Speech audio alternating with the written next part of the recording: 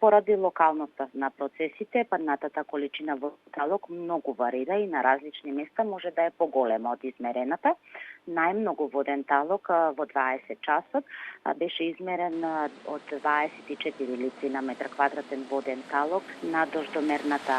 станица во Скопје на Зајчевци, 17 лици во Тетово, 16 во Скопје Петровец, 15 лици во Охрид, 14 во Прилеп и во Демиркапија, 13 во Попова Шапка, 10 во Претор, 8 во Крушево и Пожаране, 6 лици на Врна во Лазарополе, 5 во Крива Паланка и Кавадарци, 3 во Битола и 2 лици во Штип и во Велес. Во текот на ноќта се уште ќе биде нестабилно. Оваа нестабилна облачна маса која навлезе на нашата територија од западните делови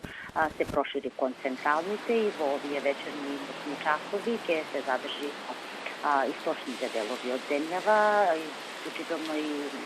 Скопската котлина, значи повторно имаме нестабилно време и во делови од котлината, како и во источните делови од земјава, ќе ги имаме и во ноќните часови,